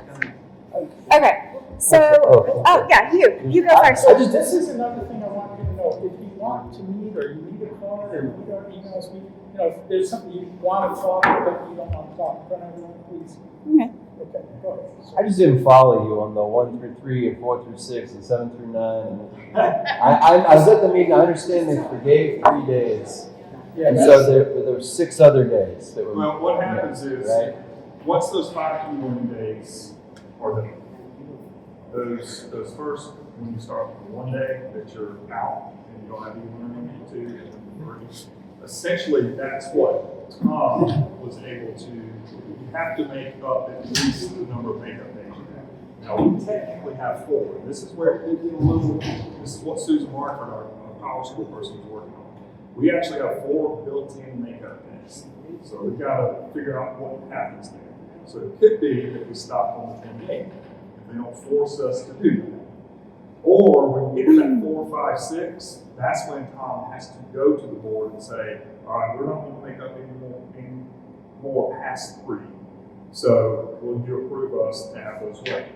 Then The board has already approved. the board's already approved. 3 learning days, so now we're down to 177. Yeah. E-learning days are almost a non-factor, because At this they're point. still considered school days. Right, they're Even approved. though we know they're not. Can I just say that out loud? But there's 6 days by my count that are And- still out there, right? Yes. And what will happen with that is once next Thursday happens and our district board gets a hold of Our minutes. our minutes, then that shrinks it down to 3, because you had 7, 8, 9 after that. So then we have to get approval for those to be waived as well, the 7, 8, 9. So I know it's all screwy, What but they told us today was that the 3 weather days that were built into our calendar, yes. we'll have to have them. Beyond that extra day he's talking about, they're gonna help us resolve that in the coming month. Now, I will tell you, if we're out anymore, and y'all start shooting arrows at me if we have another bad weather day. But if we're out again, then we've got to get a little creative. And I've already been working on some ideas with the district, and some of you, I don't know who asked that question. If you asked that question, whoever asked the question here about weather days is exactly the conversation that I had today with our representative. Could we use days that we had scheduled to be off because of school? Yeah, and or extending the days. I am leaning more toward. I'm gonna ask, I'm gonna do a poll, don't forget. All right. I just want to say personally, like, I'm okay with forgiving 3 days, and it's been 14 days. Like, you can't just forgive more days. Like, my kid needs to get 7th grade. I've already been there. I've been to a time, in COVID where she missed a half a school year, and she's still suffering from it. Yeah. So like, I don't want you to forgive more days. I want us to figure out how to have school. I don't know how to say this, but I know that I'm from New England, we never excuse days. If the schools get fires or water damage, you have to do 108 days. It's like, I think Sandy Hook was the only one that gave some flexibility to the so if you remember last year, we just made up the days, we pushed the school year longer. The problem with that is it's not a real school either, because a lot of parents still do today, it just ends up being, so we know the impact this has had, and that's why I'm too old to understand e-learning is. I understand that we had to do it for COVID, and that's kind of a hangover, but it's not the same as being in class. So the colleagues and the classrooms, it's just not the same. So last year, if you remember, Greenville County asked for, they call it asymmetric days. Remember that little term? I was like, no, not please. Asynchronous. Sorry, asynchronous days. You're basically giving modified homework assignments and saying, we're counting Saturdays. Oh, yeah, that was I said, no, we're not doing that. So I agree with you. There has to be the school days have to be qualitatively at least comparable. So, Yeah, especially, parents don't hurt me for this one. Grades don't matter. Grades don't matter. What they're learning is what matters. Yeah. Because there are kids that are getting A's in all classes, aren't learning anything. Right? And that's where we work with our teachers and giving them support. How can we help you? They do start mattering, and seat time starts mattering. You have a high school level course. Some kids at the middle school, they have high school level courses. So that's where it gets really, really tricky. And when you guys get to the high school level, if you already have high school, you already know this. It is a constant battle keeping up with it because we're on 4 by 4 schedule.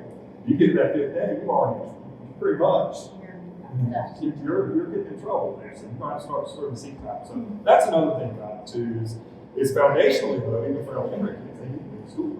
They do need to be in school. So I think it's something that the state needs to continue to look at. There's some ideas that we have for the future, but yeah. you had a question? I do, but mine is more of a topic than question, I guess. So first off, I'll come up and just say you're very well spoken. You are very easy to listen to. The optics of green are not good, and that is a very deep concern for a lot of people. I do a lot of volunteer work, and I don't want anything I say to hinder any of the stuff that I do because I care about the students at this campus and the other campuses. So the optics are terrible. And part of it, and you, once again, you're very well spoken, but when you just say, you've just got to trust me, Bobby trusts me, that doesn't help.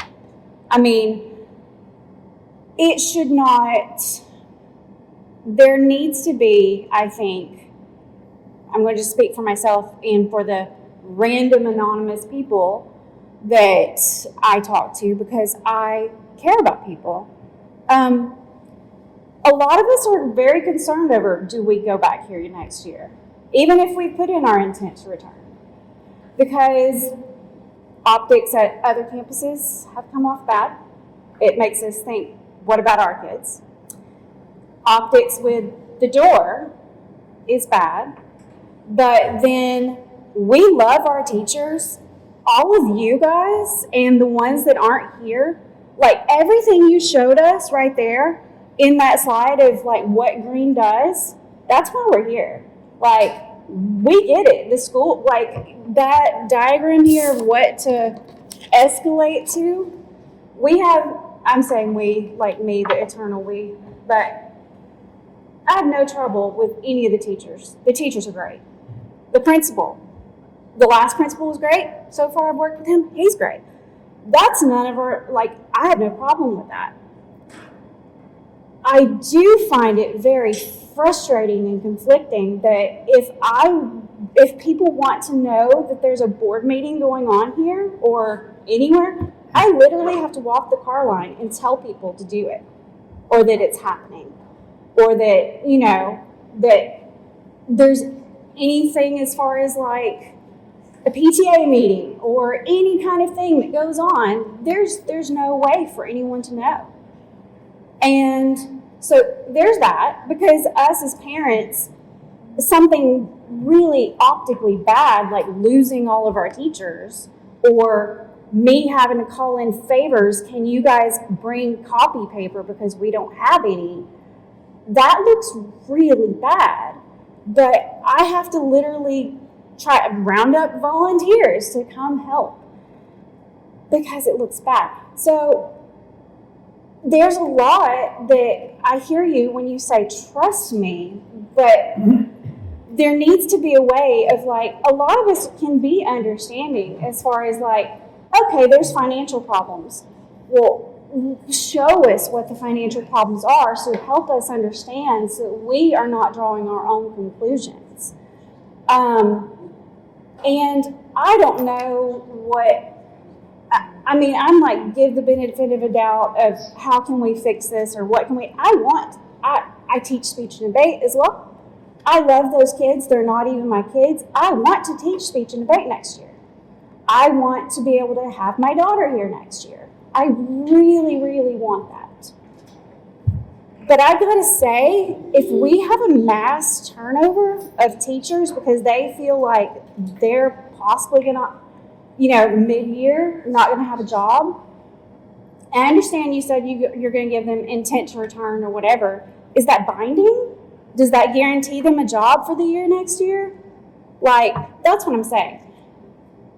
What I'm hoping is that before the end of the year, there'll be some sort of very blatant and obvious thing for parents that are on the fence of whether or not we're coming back to go, oh, okay, I feel comfortable that my teachers are going to be here. I feel comfortable that the school's going to be successful and not struggling. And I have to say, I don't regret any of the things that, Lord have mercy, I couldn't do half the stuff I do without Christy. She's an amazing secretary for PTA. But it gets exhausting to have to overcome such a communication struggle. Like, can we have billboards or something in front of the school like churches do? Or something that is so blatantly obvious that everyone's picking up their kid, they have to be able to see or notice it? Or I really don't know what the answer to that is, but I can just say that so much of what you said, I share those same concerns. okay. And I'll just say this because it's just important to say. I may be good at speaking, but I don't even care about that. I care about being my words. Okay.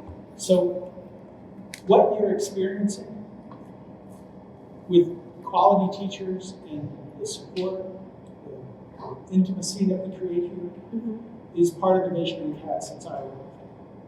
The training we provided, the support. This was a very difficult year, wrapping up and meeting those bond measures at the end of 24, 25, and getting into this year with just a shortfall in the moment. I still have to run a business and make sure that we're viable long term. It was not going to hurt the relationship between teacher and student. So there were a few places we reduced some teachers. But that was only after meeting with the site manager, the principal, and saying, this is what we would recommend, but you can do that. We didn't offer that here because we made the decision what we were going to do. I also knew I had an ace in the hole of the high school who was here before me. So I had to make a strategic decision, and it was not easy. I cared about the people we let go. It was very hard. As far as the board meeting, we follow every appropriate procedure. We put it out in the newsletters. We make sure the links are available. You're welcome to jump on. There's nothing that we've kept from any staff member.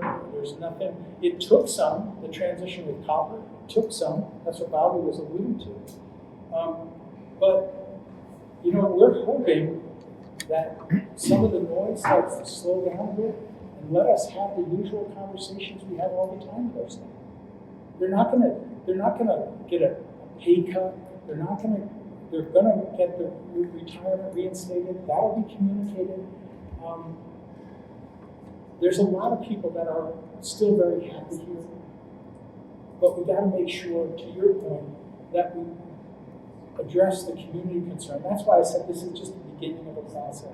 This is not, we're not trying to create some great episode of these Q&As. We just want you to know us and understand us, that what we're doing is what we've always said we're doing. And quite honestly, this is, my whole career is built toward this opportunity. What I walked into has never been done before. No one has ever taken a school district in the Gulen network and saved it. It's just never happened. The board member who represents the school, Tricia Holmbeck, said, Mr. Cronin, we reclaimed our schools for our kids.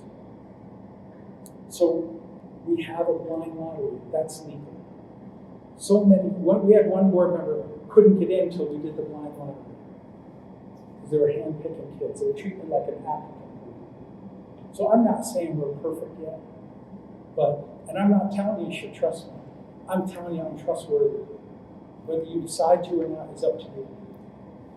And I'll just tell you, don't trust me until I prove it to you. I'm not trying to swindle anyone or convince anyone. Some of the stuff that's out there about me is really hurtful and unfair. It really is. It's hard. It's hard. And I'll just be blunt with you. 2 Sundays ago, my wife's crying in the car on a Sunday, going to have lunch. She starts crying. I said, what's going on? She goes, are these people going to hurt you? Well, you got petitions, you got letter writing, trying to trash my career. Some have said, we're going to keep ramping it up. So I'm just telling you, we need to, as adults, mind what we want to see in our kids. And that's why I'm going to be this personable, I'm going to be approachable, I'm available. Bobby's the same way. So what we want to do is keep running your business. You can decide you don't like this school and just walk away, but you don't have to kick dirt on my plate and ruin our public reputation. Because the reputation we had when I got here was very difficult. It was really difficult. So we've done a lot to rebrand and re-identify what we're trying to accomplish, and that hasn't changed. I mean, Renee is one that's been here the whole time. There's a lot of staff that have seen it over time. We do things professionally. We do things thoroughly. And we notice all our meetings, we invite people to come in. I don't know, all I can say is, I'd love to meet with you individually. Go through whatever concerns you have. Because what we're doing is doing a good job, and it's a hard job. It's the second hardest job in the world. The hardest job is being a parent. And being a parent has taught me that we can't treat kids like one measure. We don't have data walls, and we don't treat kids like that here. We try to understand what's going on with the kid. Are we getting the most out of that kid? Is the kid stimulated? We're creating enough curiosity, motivation, and learning. So that's what we've tried to mirror here. There's a lot of historical and philosophical foundations to our approach over time. We don't chase fads anymore. We chase timeless wisdom. And that's why voice and choice and all that is aligned to basic human dignity. We want kids, I'll say this, green has to be a contrived environment. The world's a little crazy right now. I used to talk as a superintendent regional director that we need to have an authentic learning environment, right? Or not so canned, right? Because never are you in an environment where you have 200 people your age doing anything, right? So we wanted to create those more authentic things. But how crazy the world is, we're trying to slow it down here. We're trying to give kids a chance to express their opinion, to defend their opinion, to talk when they disagree, to disagree but not be disagreeable. And that's what I worry about the noise. It's creating, we went about 30 months without a single public comment because we were solving problems. And that's what we have to get back to, is a place where we listen. I promise you, I'm very vulnerable to a good argument. If you make sense, I can't tell them, I said, we can't do that now, but we got to plan that for next year. So we have done a lot because our staff have told us this would be a better way to do it. So I share your concern. I share all the concerns you mentioned. I want to retain our staff. I want to be able to have those conversations building by building with the school leaders. Like, we want you to want to. Like, I know Mr. Kilpatrick had a meeting 2 nights ago about Vertigo 2, right? Not 2 nights, right? 2 nights or last night? Last night. No, it was a virtual meeting. Virtual, I forget. I don't know. Yeah, a couple days ago. So that's something, I don't want to get into all that, but that never happened here. But through our green light, we got our artists and our kind of specialists to talk. So Vertigo happened last spring, it's happening, we're calling it Vertigo 2. And we call it Vertigo because I guess it's short for, or a different language for green. Vert? Yeah. Well, Verde is. Yeah, so Vertigo, so, I don't know, I said, that's fine. I said, I had a daughter that got it. It doesn't sound like a great name for a celebration, but they explained it and we supported it. And it went great last year. And we're doing it again this year. So we are keep building toward high quality experiences for our kids and our families. So the communication as far as like some sort of billboard or something, is that something that could be put on the table? Think like churches. You know how the churches have like Sundays, da da da da da. I'll talk to these guys. I'm gonna be honest, yeah. Yeah. And plus, I mean, the board meetings are emailed out every month. Yeah, Like, they I know about the board people don't read their emails. I mean, if you That's told true. me Caroline, I could say I don't. But I did this. like you just said, I people like read every email. I'm a I get. pastor, and they say church billboards last about 5 months. I'm just gonna say it because I'm frustrated sitting over here. I send emails out every day, every week, every Friday, and I can look on that constant contact. I can literally tell you how many is sent, how many is open, Oh, who snap. went through it. do they open them? Because I reach people don't read, people don't open. They don't even I've open had them. people call the front office and I have said, good afternoon, you're in middle school, and they will say, hey, what time is the boys basketball tryouts? And I'll say, oh, it is in the newsletter, it's the second section down. They have said to me, well, can you just read it to me? No, I hear you. It happened to me. I hear you, and that's why I was saying maybe not email, because email's not working. I'm an old man, right? Yeah. Okay, so we can all agree on that. I have a 32-year-old, a 30-year-old, and a 28-year-old. I was in this role, right? This doesn't make people bad parents. I just want to say that.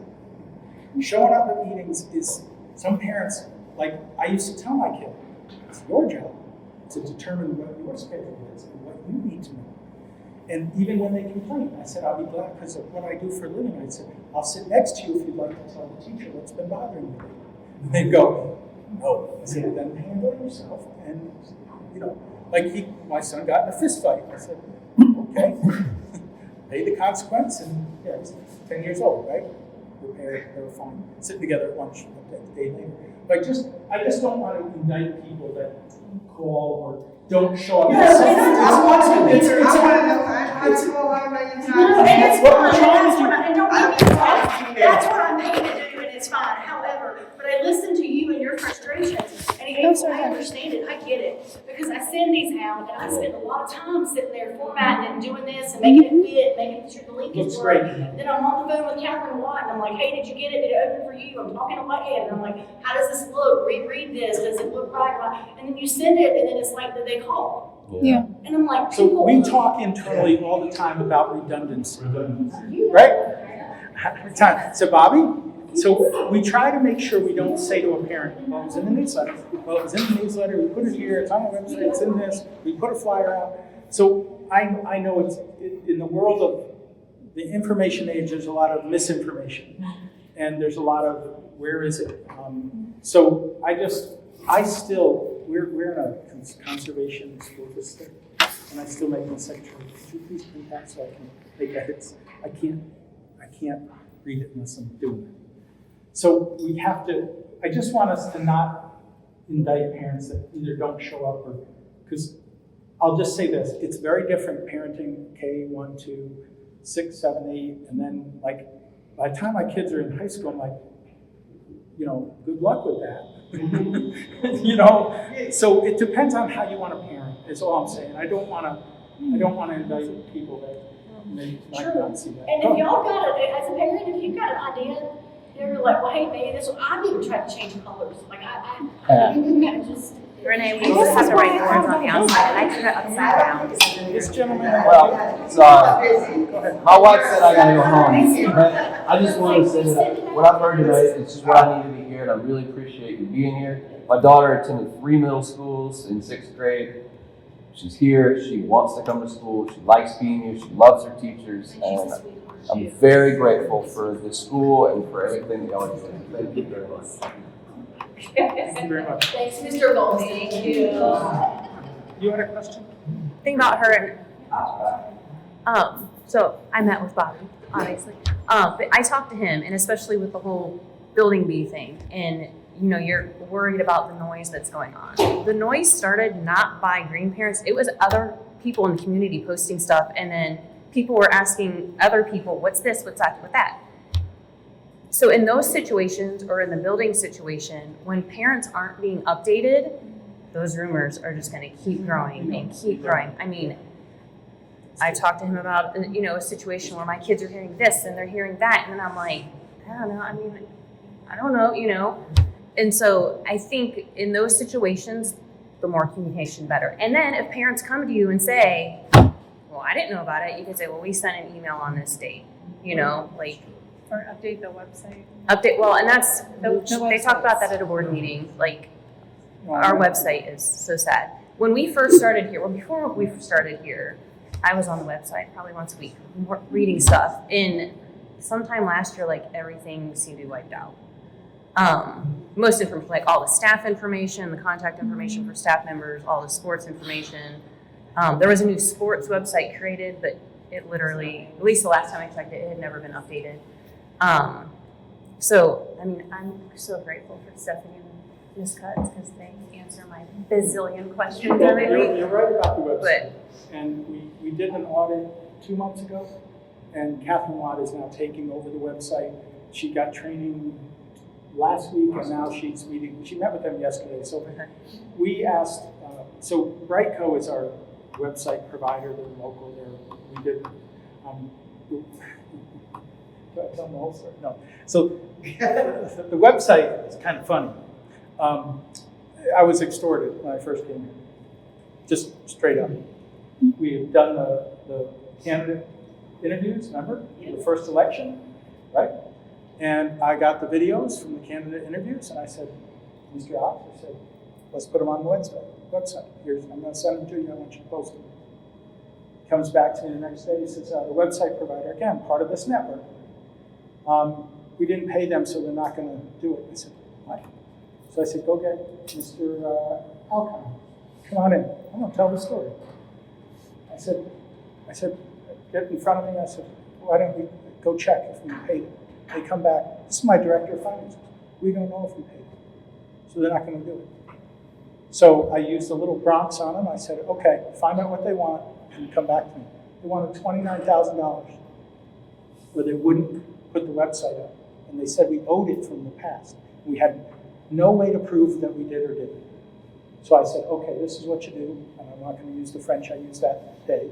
But I said, get the files, give them the check, and so you guys remember that. I shut down the website, but it was still out there, but it wasn't ours. We didn't own it.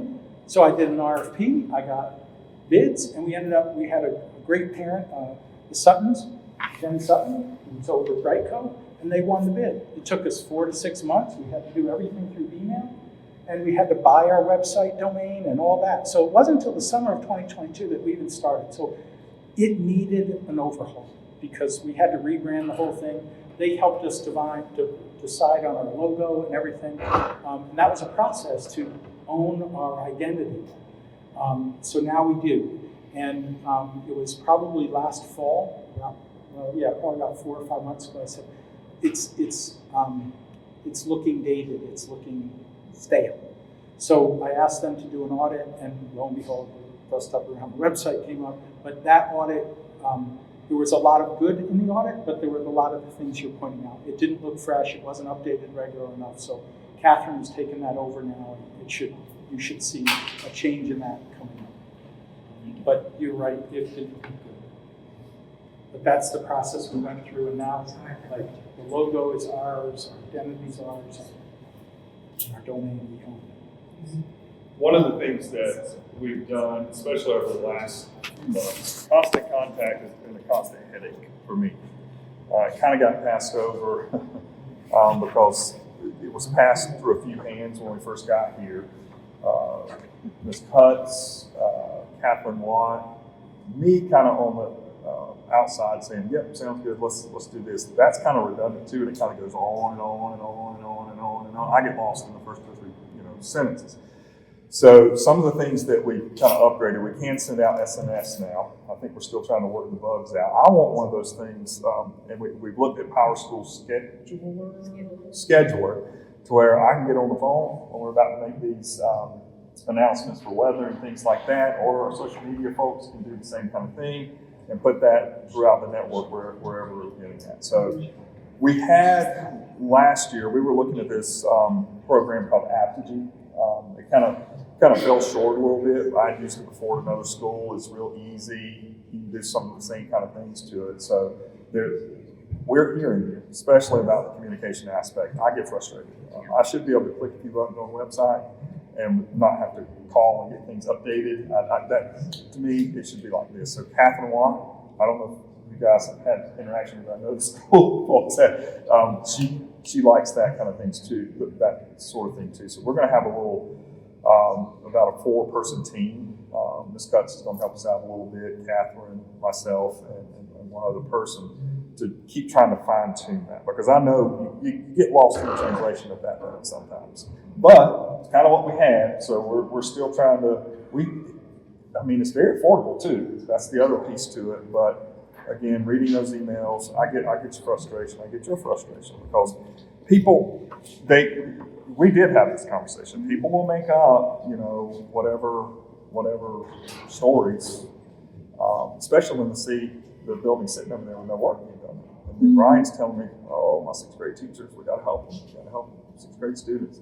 So I do get the frustration. We are working hard on it though, and we try to enlist people from within the organization that do have some of the skill sets to be able to help us. All right, more questions. I don't know. I think he just got kidnapped, so I'm not sure what happened there. And I'll try to answer. I know another question, and this has been a lot of people is the financial stuff. Right here it says we will provide a transparent budget process, and I know many people have tried to get their hands on a more detailed budget and to really understand what's happening, and they're not being given the information. That should be public record. It should just be, here you go. Most schools, and I was looking at different charter schools around here, they have it right on their website. GTCHS has it. Yeah, They send so it out does to all the GMC, parents. and it's like, why is it not just out there for us? It's supposed to be our. Now, whether it's budget's supposed to be up? whether it's buried in there somewhere, and I'll find out tomorrow. Okay. But yes, Tom, budgets are on website. Yeah, I believe so. Yep. So I'll look to make sure, because it does get buried sometimes. Well, the second,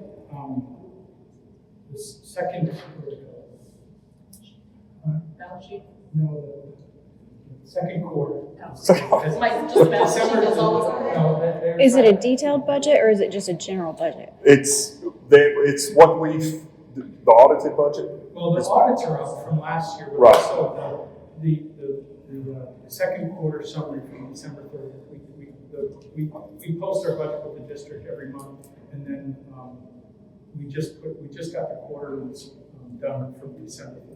Right, and now all the epicenter tasks are coming to where we have to upload those to the district. So it is almost streamlined. So like the annual budget's up there too, that we can Yeah, I believe so. I will make sure that I can figure out where the link is, if it's buried in there, and get that to you. But I will say this too, because I realize some of the noise.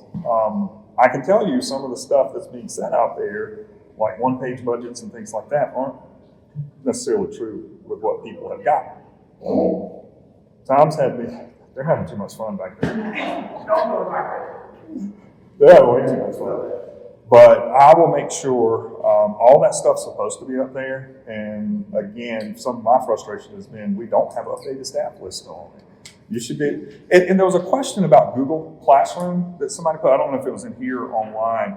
about parent access to Google Classroom? Yeah. I just signed in with my As a kids. peer. We had a teacher last year suggest that for us. That's Just use the your best way kids. to do it. Use your kids login, and I get all the And notifications. so the way Google Classroom works, and this could be something that can come out from teaching and learning, best practice in my experience is that as a teacher, you set it up and you send an invite to the parents and guardians, and you That's are right. attached to your student's account.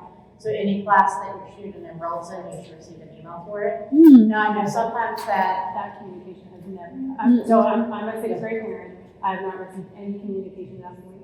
I have a child on intermittent homebound, and just finally with the intermittent homebound teacher, got connected to his teacher. okay. Right, a full semester in. So I would say initially the first step, kind of got Jen said, reach out to the teacher about getting access. If you haven't, How do you even get the teacher's email address? Right? Like, we didn't, right, but we didn't know that as a sixth grade parent, as a brand new sixth grade parent. And when I talked to the principal originally, he told me they'd figure it out. Not Mr. Whitehead, the previous principal.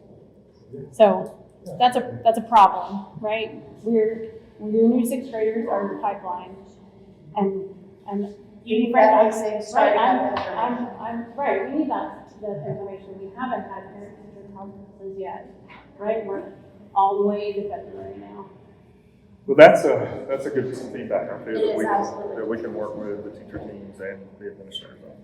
So, I know some schools work with it. Can I just so you're aware, the concern was that not all the parents have their teachers' green emails. So I don't know if you can just put that in the newsletter. It's in the.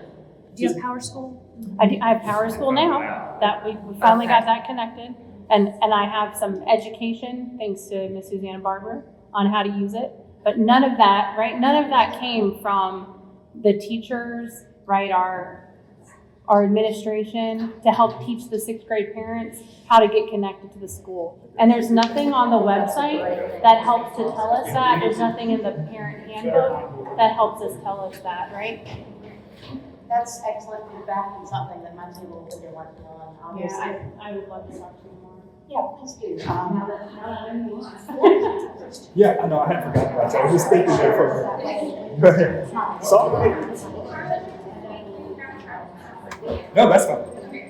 That's mileage only with student services, but we put together 5 days for e-learning days, 5 days for extended vacation. Do those count?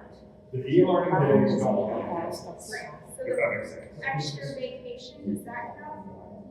So now I'm gonna ask you another question. You mentioned maybe extending out the dates, right? Maybe trying to get that, because you still have a curriculum that has to be met by the end of the year. I don't see my seventh grader wanting to be here till 5, 6 o'clock at night. Well, and the after-school activities and stuff too, sports. Right now, he's misplaced, he's not in his classroom, and he's academically struggling. It would be a long extension of the day, and they haven't given us any time. We're not talking about extending the school day yet. Unless you hit that 10th day, we're on work. Because we're gonna use the 3 weather days that were in the approved calendar. So nobody does snow Can I days. just wrap us up here, because I want to make sure that, I promise you I could talk all. And we'll keep you updated. But can I just do a quick focus groups, like show of hands survey? One of my, 15 years ago we did this, and it really changed how parents enjoy school choice. So part of what I think is so hard with a 6.5-hour school day is, if you're a single parent, it's ultra hard. And if there's 2 of you, you're always trying to figure out who has to drop off and who has to pick up. So what we did is we made, and our teachers might love this, we made 7.5-hour days, 4 days a week, and then a 3 or 4 hour day on Fridays. So you could literally, and we wouldn't make meetings, might make staff meeting day a little longer because you had the longer school day. So I wanted to survey our families and stakeholders in the fall about thoughts on this. I haven't pushed for this feedback because obviously I talked about all the things we've had to fix upon arrival, but we're getting to a place where we really need to kind of set the standard. What it does is it gives longer instructional days, right? Because, if you get to drop off and they're 7.5 hours, it's kind of more normal for a work day. And then Fridays, it's just picking them up at lunch. So it also, when we have performances and things, we got to talk about this in terms of athletics and after school activity. But if there's performances, it makes it easier too, because like a Thursday night, you just stay and do it, and then Friday you get to go home early, get ready for the big show on Friday. So there's a lot of reasons, and I had a performing arts high school that did it that way, and the other school was like, hey, we want to do this. So any thoughts on that, or do you feel like, I don't like that thought? I think in the future, it sounds like a great idea, but right now, my son is already. No, we're talking, we would do what we're doing now next year. This would be about gaining feedback in the fall and presenting this to the board after we've gotten some data. So I have not brought this up publicly anywhere because I've told them, I said, it turned into just extended instructional time, a kind of a more, because if you watch a school, you're putting 400 kids in motion. And sometimes, like, that's why I like the rotating block. That's why we do a 4x4 block at the high school. You know, I don't want to be a mile wide and an inch deep. I want to do things more deeply and more intently. So any thoughts on that? It works really. Yep. Real quick, because as a parent, so the only thing I would be worried about is like kids that are at the high school, if Green doesn't offer like wrestling, or is that we didn't offer, they're going to go to molded, sometimes practices are literally Right after school. right after school. So that's just a special. I know, that's why we have to think about it. It might be half hour longer, 4 days a week, and only 2 hours shorter on Friday. So we would have to kind of contemplate the logistics of it before we even asked. But is that something people would see as beneficial? It works really well at GTCHS. They get out at 1:30 on Fridays. Yeah. I have a question just unrelated to this, just because, this, you guys said you did a staff pause, right, on the retirement benefit and things like that with all the financial things that have gone on.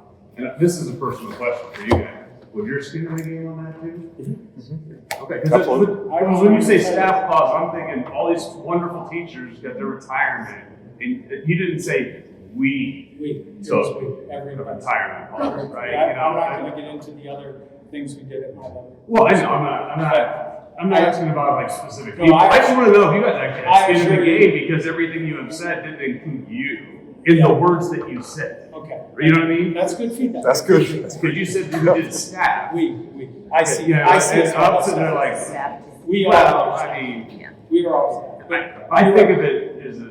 I know. I appreciate that. Just to clarify, we got a lot of skin in the game. And quite honestly, I'm on the hook with Vanguard. I signed all the bond agreements. I'm going to deliver. Yeah. So, I'm going to take all the hits, and I'm going to make sure that if we continue to do as great as we've been doing, I'm going to keep putting the staff and the principals out front to get the praise. Because if you're having a good experience, then I'm irrelevant. We just set up systems and processes that support the classroom. That's what we're trying to do. And that dude over there, if you've not had interaction with him, have some interaction with him. He's pretty good. He's all right.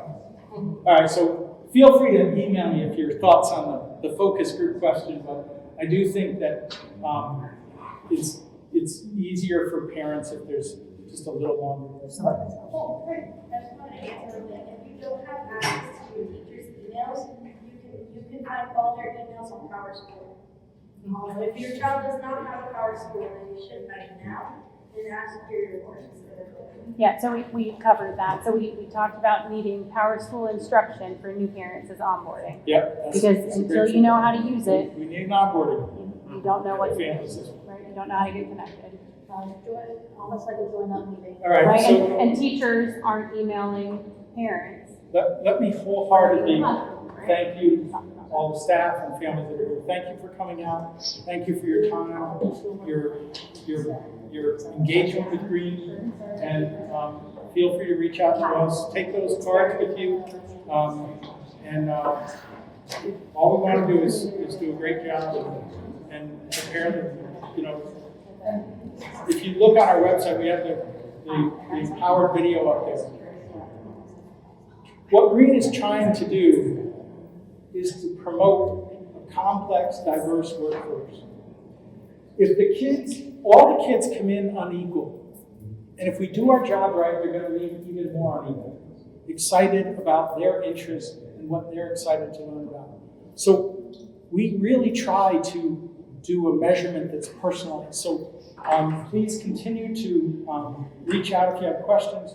Please continue to talk positively about Green if you can.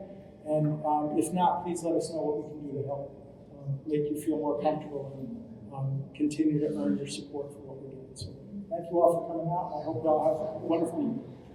Thank you.